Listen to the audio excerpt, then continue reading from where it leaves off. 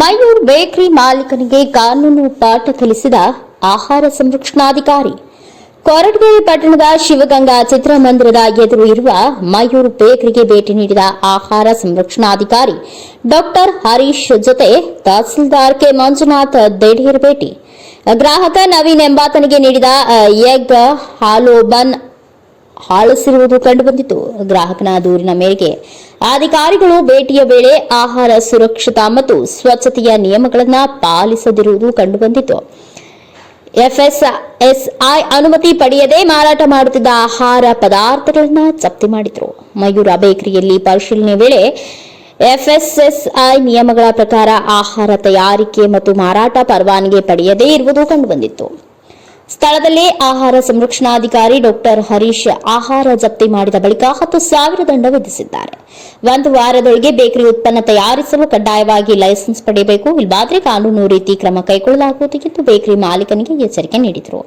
ಸ್ಥಳದಲ್ಲಿ ತಹಸೀಲ್ದಾರರಾದ ಕೆ ಮಂಜುನಾಥ್, ಪಟ್ಟಣ panchayat health inspector Hussain ಸೇರಿದಂತೆ ಇತರರು ಉಪಸ್ಥಿತರಿದ್ದರು. ದೇವರಾಜ್, ಕೆಎನ್, ಎನ್ಕೆಎಸ್ ಟಿವಿ4 ನ್ಯೂಸ್, ಕೊರಟಗೆರೆ.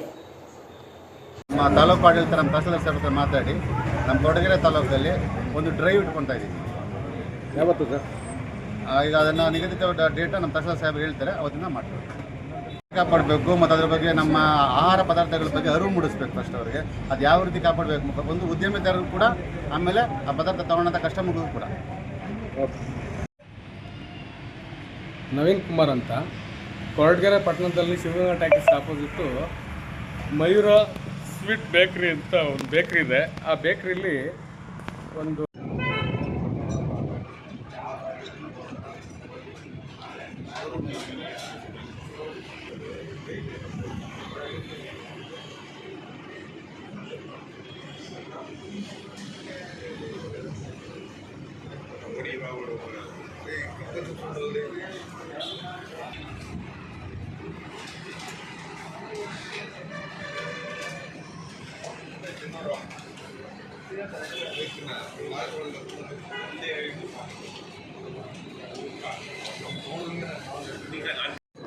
ಅಂತ ಸಪ್ಲೈ ಮಾಡ್ತಿದ್ದಾರೆ ಇವರು.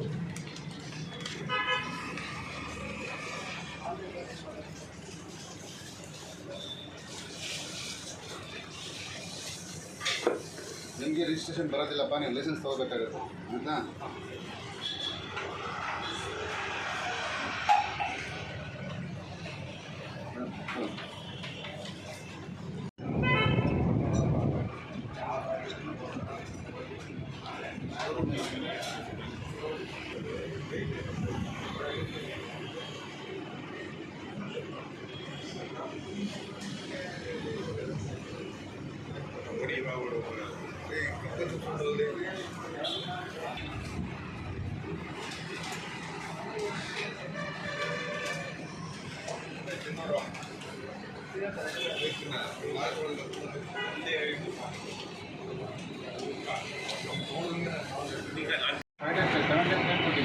ಇವತ್ತಿಂದೆಲ್ಲ ಕೆಲಸ ಮುಗಿಸೋದು, ಇಲ್ಲಾಂದರೆ ಅಂಗಡಿ ಕ್ಲೋಸ್.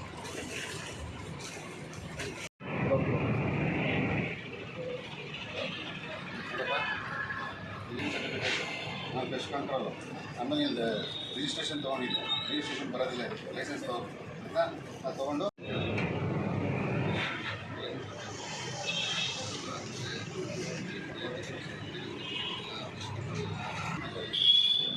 ಐಡೆಂಟಿ